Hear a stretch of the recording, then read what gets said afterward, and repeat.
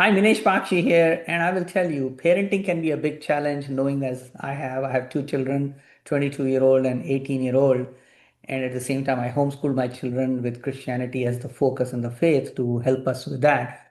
And I don't know anybody who is such a big proponent of both of those, who has been a movie star, and you would know her from the shows like Hercules and so on and so forth. And she was on our TEDx Lake Mary stage, did a great job, by the way. So please welcome Sam Sorbo. Thank you so much. That was a lovely introduction. And I should tell people that our introduction came through your daughter, who approached me at an event that I had just spoken at and said, I was homeschooled. And actually, that's how we became Christians. And like she gave me the whole story. And she was just so charming. And that's how I got to know you. So Yeah, that's interesting because we met at that event, and as soon as you spoke, I'd not known you, to be honest. Like it's just like, you did a great job in a couple of minutes. You really impressed me because you talked about Christianity and homeschooling, and I'm like, wow, this is a lady I need to get to know. And you were ready to host TEDx Lake Mary as an example, and I wanted to have, more diversified group of people to be applying.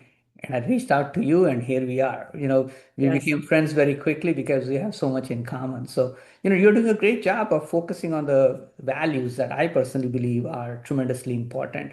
So, tell us, for those people who don't know much about you, tell us a little bit about your background. So I went to public school all the way through. I started at Duke University studying biomedical engineering, and I eventually figured out that I'd been sold a pack of lies.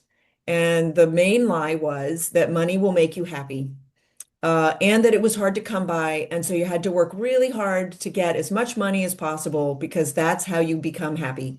And it's obviously more complicated than that, but eventually I realized that. And so when I started my family, I sent my kids to school, my first, and he got through second grade. And I realized that education was not happening, schooling was happening, and there was a difference.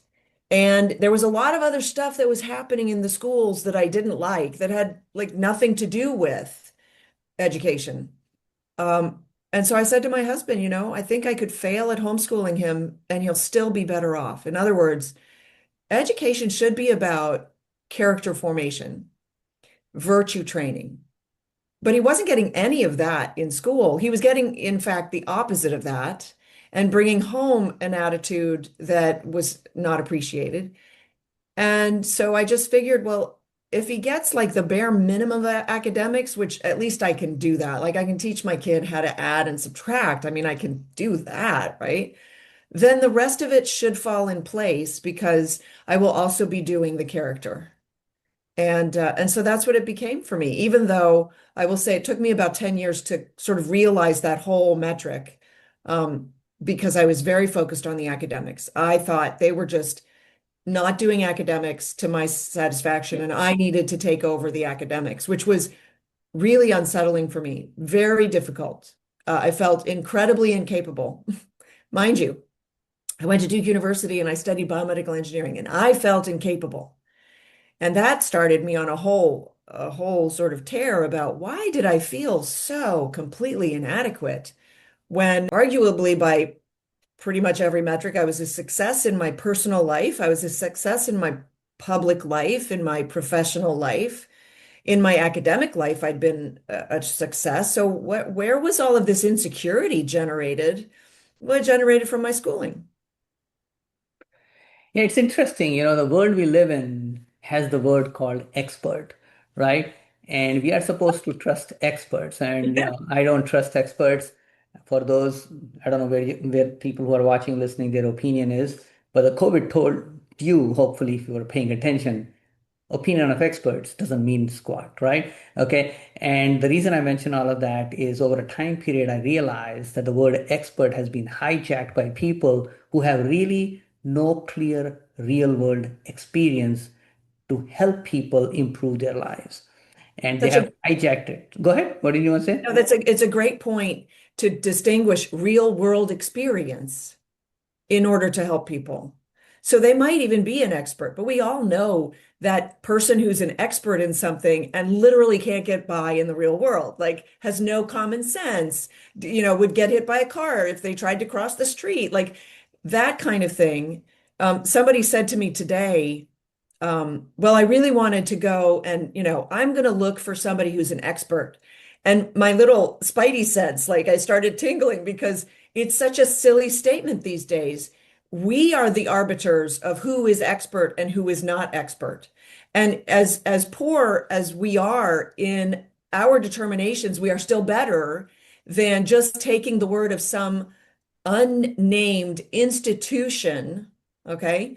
A better way to put it is your doctor may have made C's and D's in medical school. I'm just saying. And you have And no that is only idea. part of it. That's only part of it. Well, again, because we went on that, so let me just explain. So I have a good friend whose husband is a very successful physician.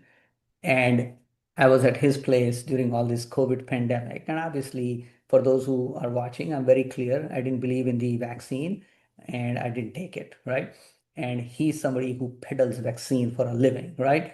So you can imagine the conversation we had at his place. Because I'm like, hey, you can try convincing at any level. You can call yourself immunologist and any term you want to call.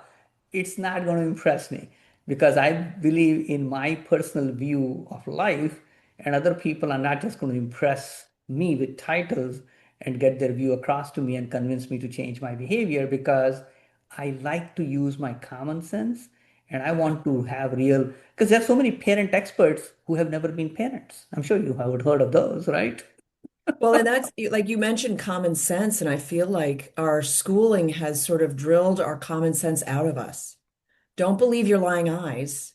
Believe what the experts are telling you. I'm sorry that you had a dust up with your friend, but it was bound to happen eventually.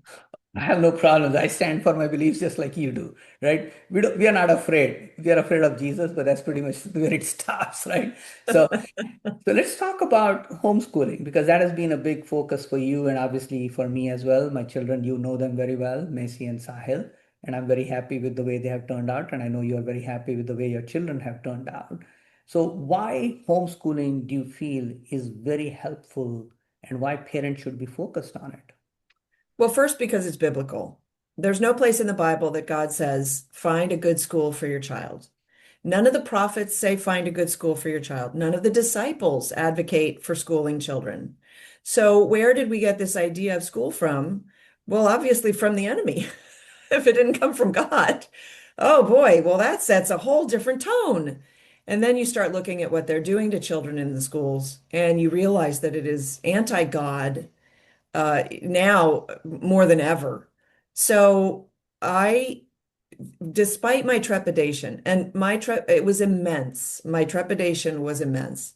And I said to Kevin, and this is what I encourage parents to do, sign up for a semester, sign up for 3 months, like just September, October, November, and the first part of December. If you can make it through till the Christmas vacation, then you can reevaluate and think about it again. Of course, I think you should homeschool all the way through. But I mean, when I started homeschooling, the first question somebody asked me was, well, how long are you going to do it? As if I have the answer to that. He's 7. Like as if I know the right. So my answer was because I'm obstinate and I'm contrarian. These are my finer qualities. My answer was always, well, through college if I can. And in fact, that is exactly what I ended up doing. All 3 of my children decided that college was not for them. Oh my goodness, but that's crazy because we are told that we have to go to college. You have to spend a lot of money in order to go get a job that will pay you back enough to pay for your college loans. And of course, it's not true. So, and it turns out when I sort of I did a little bit of an impeachment of my life, if you will, it turned out that most of my very successful friends are not college educated. Mind blown. What? Yes, my plumber friend runs a very successful plumbing business, owns several houses, does that sort of as a side job. Like It's crazy. My other friend's an entrepreneur. He's a developer. He would never have sat in a class in college. He barely got through high school. I think his mother had to bribe the school to graduate him. Like because some people don't play their games very well. And so these are the lucky people who realize the people who are ADHD, for instance, many of them, they realize early that they don't belong. They're the thing that's not like the others. And therefore, the rules don't apply to them, can't apply to them in the same way. And they buck the system. Those are the lucky ones. I was not one of those people. I did everything the system told me to do, and it gave me an ulcer. So I understand what the inside is like, and now, of course, I see what the outside's like, and all these people who just said, "Well, that your rules don't apply to me. I don't have to go to college and earn a bachelor's degree, and then go to law school and earn a law degree so that I can become a real estate developer." In fact, I don't even have to go to real estate developer school to do that because I can hire the lawyer and I can hire the general contractors and I can hire the companies that do the construction. Like all of it's doable. So, and that's what we want to have our children feel. We want them to feel like they're just capable to do whatever they set their mind to. And if you want that, you don't insert your child into an institution that trains them to have a ceiling over their heads. So the larger colleges, the better schools, and many of the lesser colleges, they all have programs now that they're looking for homeschooled students. They're actively recruiting the homeschoolers. And the reason is because the homeschoolers' problem-solving skills develop with real world applications, with real world experience, typically. Because mom is not going to solve that for you. Mom's going to say, go look it up in the dictionary or go get that figured out and let me know how it goes. Yeah. The kids in school are given problems to solve for which there is an answer. And their job is to make their problem-solving skills fit inside that box. That doesn't apply in the real world with a real problem that no one has solved yet. And that's an enormous difference that you'll see. And I'm not saying every single homeschooler, because there are lots of parents who, forgive me, they don't get it. They're doing it wrong. They're just giving their kids K through 12 from the, Florida public school system or the Illinois public school system. And those kids are better off because they're not inside a classroom, but they're still getting just the pablum that the system wants the masses to ingest to keep us docile, I guess, to keep us, not challenging.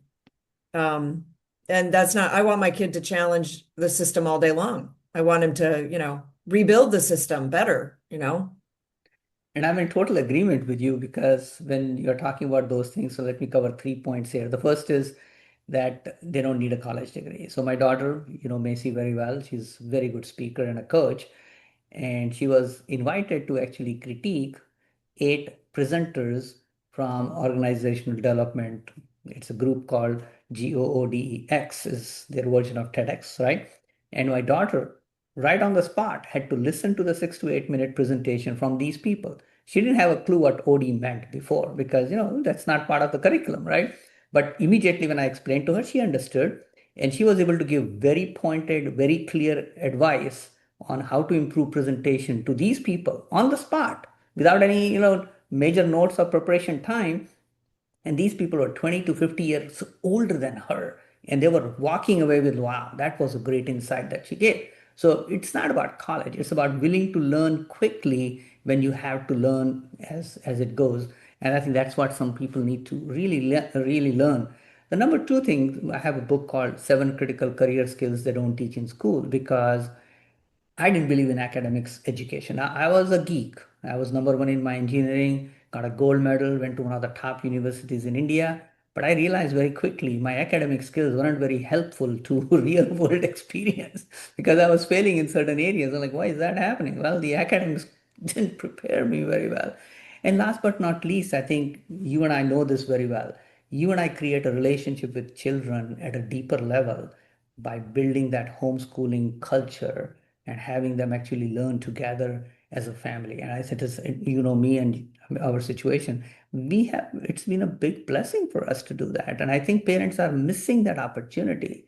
What do you think about Mhm. that? Yeah, absolutely. That's part of God's plan.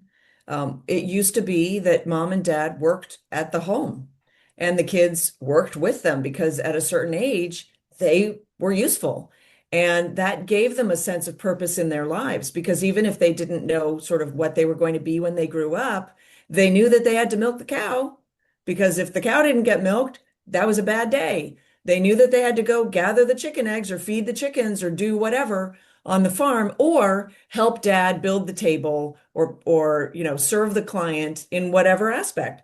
And so that then brought the kid up with skills and a sense of responsibility and a sense of belonging. Now we've got families who both parents work. The kids don't even know what the parents do for a living. They have no concept of what that is because they go spend their day with other children all day long. And somehow they're supposed to be socialized with that. Like this whole argument that, oh, but I want my kids to be social. Children don't teach children how to be social. That's absurd. Do you want your kid to learn math from the other 5-year-olds that are in your 7-year-olds in the math class? Like that's just absurd. But we've been trained to parrot language like monkeys because we went to school. And so we say these things. Somebody said something to me earlier today, and she said, well, it's not like, oh, because we were talking about the PEP program, which is government funds. It's actually funds that go through the government, which makes them government funds. They come from businesses, but they go through the government for scholarships for homeschool families. And she said, well, it's not like that's government money. And I said, oh, okay, that's interesting. What about it makes it not government money? And she said, well, I mean, it's not money from the government. It's contributions for businesses that pass through the government. So I guess it becomes government money at that point. Like she didn't even think it through when she answered until she answered me. And the reason that she hadn't thought it through is because she was told it's not government money. They tell you the lie, and then you just believe the lie. And we've all done it. I've done it. You've done it. We're trying to correct it. And so I kind of second guess a lot of stuff. I go, wait a minute, is that true? I have to test it. I have to truth test it. Um, and we teach our children to truth test. And that comes from just doing life with them. So, we used to go to church together as a family. I dare say most families go to church together and then they start talking about lunch, and they go home and they have lunch and they go to run their errands and they do the stuff that they do. But for us, because we're a homeschool family, every day after church, the conversation was, what did you learn in the sermon today? What did you think about the sermon today? And my kids got very good at critiquing because when they said, well, I didn't like it when he said XYZ, I would say, okay, why? What was wrong with that statement? And they would have to come up with a reason. So it wasn't just, ooh, it didn't make me feel good. There was actually some logic behind it. Even if they didn't know what it was before I asked the question, they figured it out as I asked the question. And that's how you raise thinkers, not just followers. And I mean, look, today our entire economy is based on followers, but I don't want your kids to be followers. The other kids can be followers, but the leaders are going to have to lead at some point. And that's what we should be raising as Christians. That's what we should be raising because that's what it means to be, forgive me, a follower of Christ. It means to be a leader of men. See what happened there? That was kind of weird. I didn't see that coming, but it's the truth. Yeah, well, and I think that's the part which is relevant for all of us. So I think I'll just mention very quickly as we start wrapping up is most parents, first of all, think homeschooling is out of the norm, whereas what you just told me, and based on biblical, points here, is that was the norm, right? And Yes, we just have accepted it, whether it is from kindergarten out of Germany. We don't yes, have to go there, but the point is that parents need to realize that they're adequate, which is what your book does a great job, your TEDx talk gives a great job of helping people understand that you are adequate as a parent to yeah. bring the child to the world and educate them the way they need to be educated. Well, Yeah, go ahead. let me give the perfect example. The founders they were born here. There was no school structure for them. Their parents simply raised them. If if they had designs to go to one of the universities, they would be fluent in French, in Latin, Greek, and English before they would go there at the age of 12 or 13. And so when you think about that, you go, well, these must have been pretty bright kids. No, they were just not stifled by the school system before they reached the age of 10. And so they were very productive and they helped create the greatest nation in the world with the little bit of knowledge that they could glean for themselves. Abraham Lincoln was self-taught. Benjamin Franklin was entirely self-taught. He was the most famous man in the world. He was a scientist, he was an inventor, he was an experimenter, he was a diplomat. He is the only gentleman in the world that has signed all four of our founding documents, including the treaties with England and France. And he came out of nothing. He ran away from an indentured servitude under his brother. He ran away from it because he wanted the freedom to pursue his desires. He was a printer. He was a writer. He was a very, very well-read writer, and he became more famous than Michael Jackson.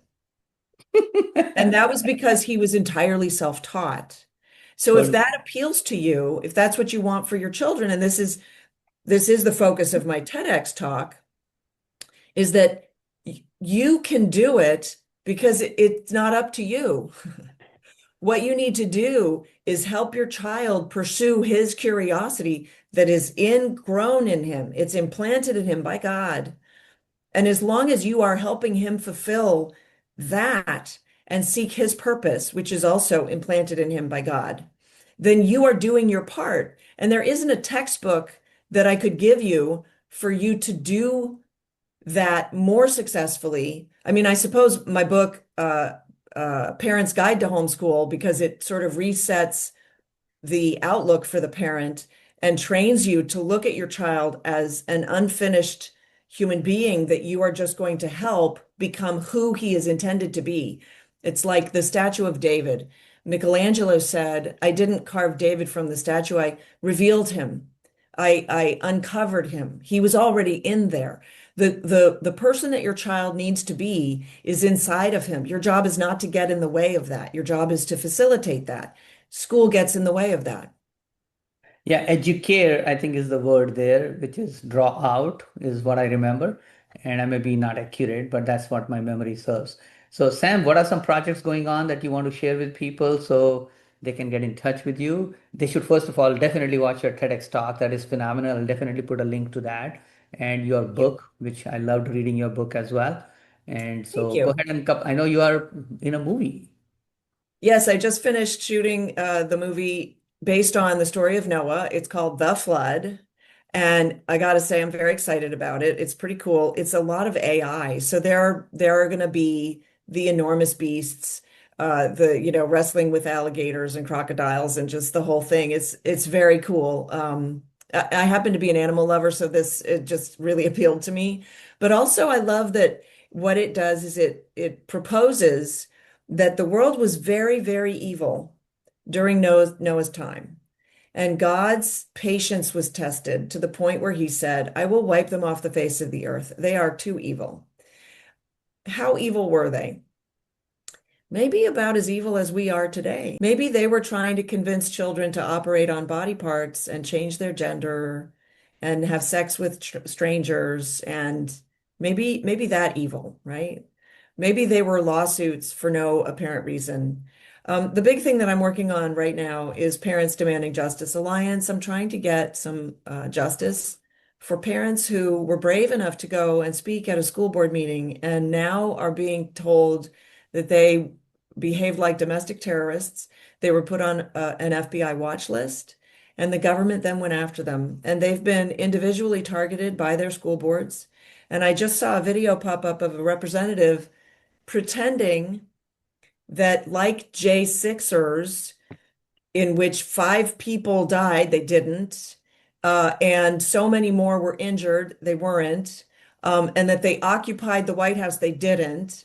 So he's got this whole mountain of lies about J6, and then he takes them all and applies them to these poor, frankly innocent, completely innocent parents who only voice their opinions vocally, voice their opinions at a school board meeting, and they are seen, because now words are weapons. They were seen to be, they were accused of being violent. They weren't. There's been a congressional inquiry that found absolutely no evidence of violence anywhere, anywhere. And they're still spouting these lies. And some of these people's lives have been ruined. They've gone after the kids now. The school boards are going after the kids and making the kids feel like, or just speaking to them, embarrassing them in front of their peers in their classes or whatever. It's unconscionable. We can't allow it. And the reason that we can't allow it, the broader picture, because I know that we only have so much bandwidth, right? But here's the broader picture. The broader picture is they want to have sex with kids. The bad guys want to have sex with kids. That's what this all boils down to. They've corralled them all into the schools. Where do you go if you're a pedophile? Where would you go? Where are the schools, right? That's the best place to find kids. And so now the schools are overrun with people who are either pedophiles or tantamount to pedophiles, facilitators of pedophilia. Now they've started to marginalize the parents. Sit down and shut up. We know what's best for your kids, and we're seeing it more and more. If that is allowed to proceed, then nothing will protect those children. It's barely protecting them now, and we're seeing that. And so we need to turn this around. We need to start lauding parents who went to school board meetings and saying, these are our heroes. This is what we need. And of course, we need to get the kids out of the schools because they're so vulnerable in those institutions right now, more than ever before. Sam, thanks for taking your valuable time today. As you can see, we just love talking about these things because we share so much in common as a We do. passion, right? And that passion is very apparent in our whatever we are doing together. So thank you for taking the time today, And Sam. let me say, I just so admire you for just taking on the idea of doing a TEDx, just okay, family. And it was a family affair, which was so beautiful for me to personally for me to witness was such a beautiful thing to see the family working together. Thank you. Everybody had their roles to play. And that's what it should be. And so when you can put that image in front of people so that they can catch a vision, right? I mean, this is what I've tried to give my kids. So I have a child who's getting married now. And so his vision is I'm going to be homeschooling. My kids are going to work with me. Maybe they'll be doing something else, but we'll be together. We'll be working together. Like that's what we need. We need to cast a vision for people today because we've been so disenfranchised from the family structure as a society because of the schooling that we all underwent and the lack of parenting that resulted from that. And so just God bless you. It was such a privilege for me to watch that and then to be able to participate. And uh, I'm I'm so regretful that I was sick that day. And so I'm not in photos and stuff because I just couldn't. And I was just very, very ill. So thank you. And the support that you gave me that day was so tremendous. The whole group that you assembled, all the speakers and the support that they gave me. I mean, it really was a very special time. Thank you, Sam. You did a great job. Thank you.